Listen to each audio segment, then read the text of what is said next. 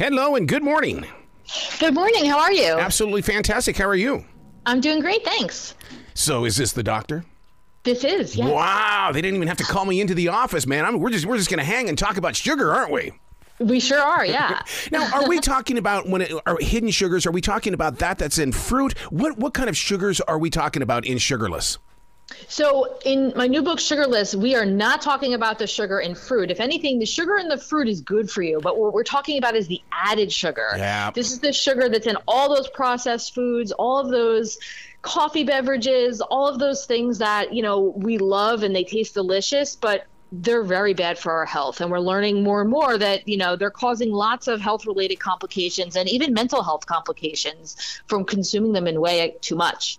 I've always been, in this mindset of why don't they just make this stuff illegal? Because we can't get it under control.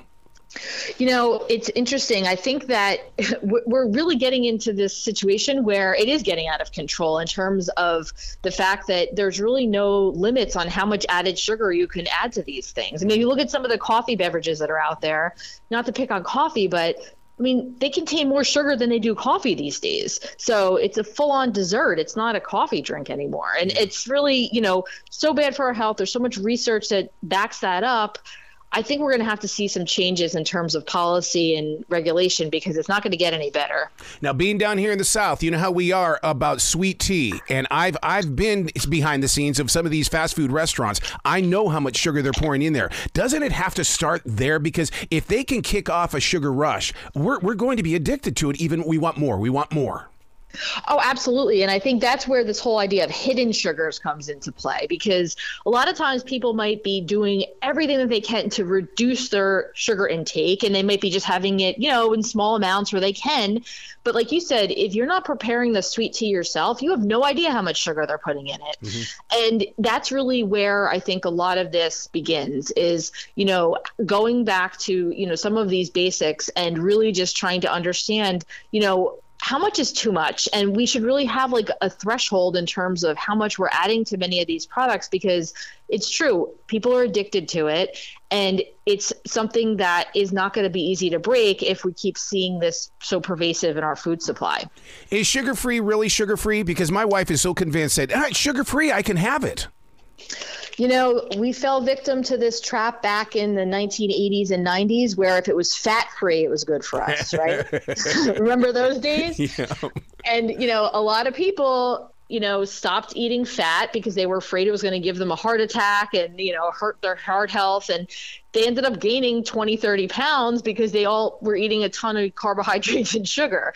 And so if it's fat-free, that means it's got a lot of sugar in it. If it's sugar-free, that means it's got a lot of fat in it, or it's got a lot of alternative sweeteners like monk fruit, stevia, all these other things, which guess what? They still activate your brain and affect that reward system and can contribute to the addiction. So my advice is try to reduce your reliance on processed foods. And that's really something that, you can see if it comes in a box, if it's prepared already for you. Odds are it's probably not as healthy as it should be, and try to really focus there in terms of what you're cutting back on. I think it's really funny that you talk about the processed food, because so many times you ask anybody about processed food and they go, oh, it's got too much salt. But we're not saying how much sugar does it have in it? It's got a ton of sugar in it. I think any day, I think any more, the problem is more the sugar than it is the salt when it comes to processed foods. I mean, if you take a look at anything in the grocery store, 80% of the processed foods in the grocery store contain added sugars.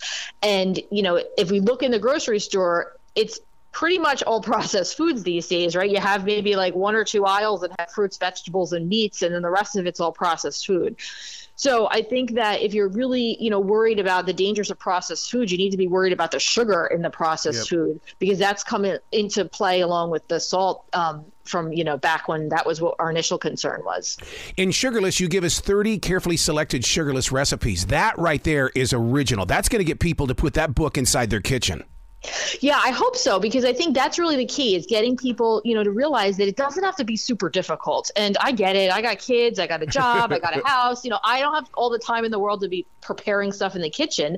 And so that's why I designed the recipes to be simple, easy, and things that, you can make and then have them for a couple of days, and, have it so that you have something to turn to, and you can eat something that you enjoy and have dessert options and things like that, where they're just not going to have all that added sugar. Breaking that habit with sugar. I know what I did with salt. I just added more pepper. So what would be a great way to break away from sugar? Add more pepper?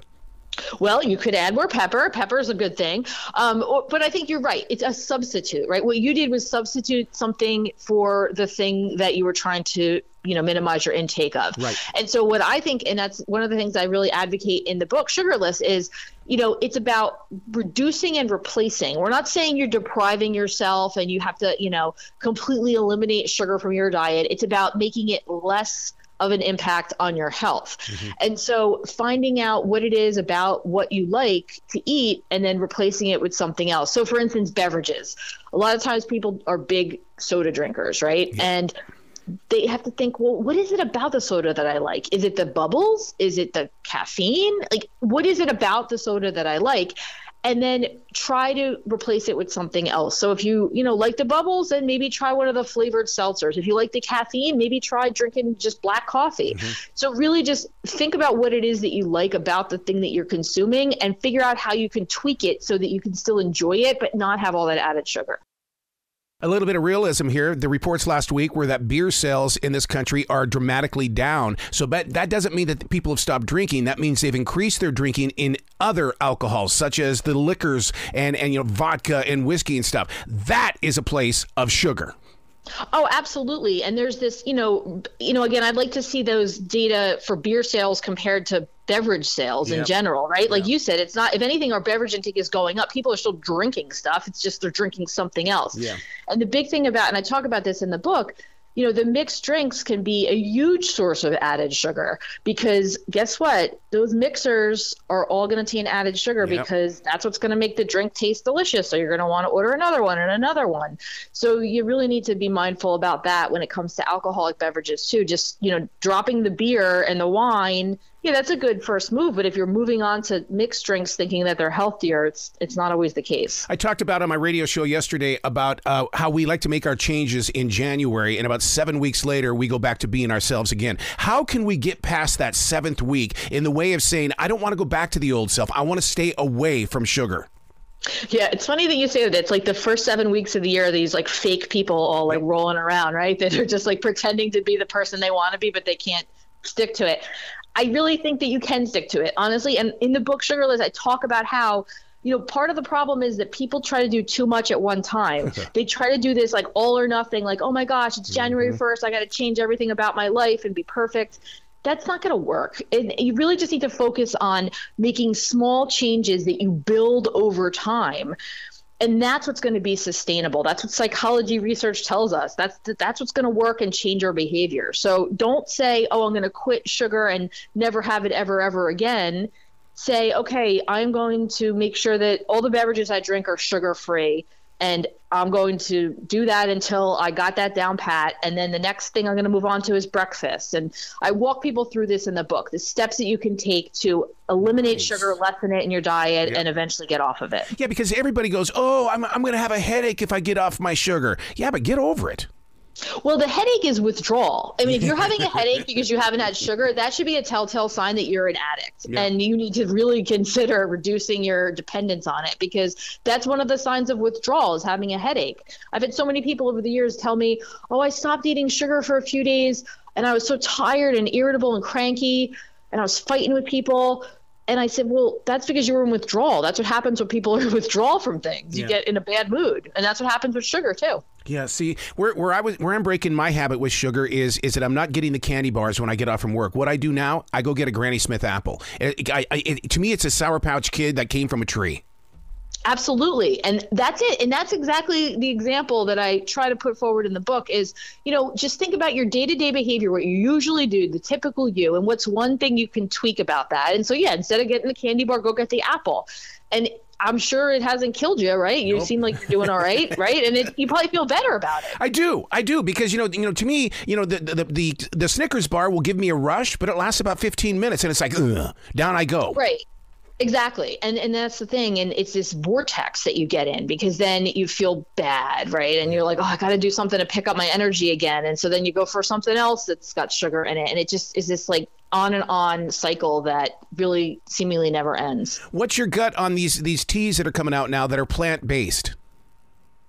Well, I think the plant-based movement has a place. I think we do need to be mindful, because we're talking about processed food, right? Yeah. Many of these plant-based options that are out there are highly processed food products. I mean, if you look at the ingredients on these things, I don't even know what half of the stuff is. So you do need to be mindful. Again, I think plant-based, sure. Yeah. If you're going to eat more vegetables, that's wonderful. But a lot of these foods that we're finding in the grocery store that are marketed heavily as being plant-based, you do need to be careful about, because they all often are containing, different types of ingredients that are highly processed. This is the time of year where people start making their move toward kombucha. And my God, I've made that, and I know how much sugar I put into that. And it's like, how can we have something so good with less sugar? I know. I'm a big kombucha drinker. I like it, but I have, there's a brand that I've been using that has very little added sugar in it. You need the sugar to make it. That's the right. problem, That's right? It. Yep. And, I think that it's really one of those things where, it's got so many health benefits for it. In many ways, I want to lump certain kombuchas, and not all, because some of them have way too much added sugar. They're more like a soda pop, into that category of like a piece of fruit, because there's so much, fiber, probiotics, and like benefits to the kombucha that kind of offset the added sugar that's in there. And that's kind of the same thing that happens when we look at an apple, for example. An apple has sugar in it, but it also has fiber and other nutrients that are beneficial to our health. The problem is things like, the granola bars, the, protein bars are a good example. They don't really have much in them aside from calories and sugar.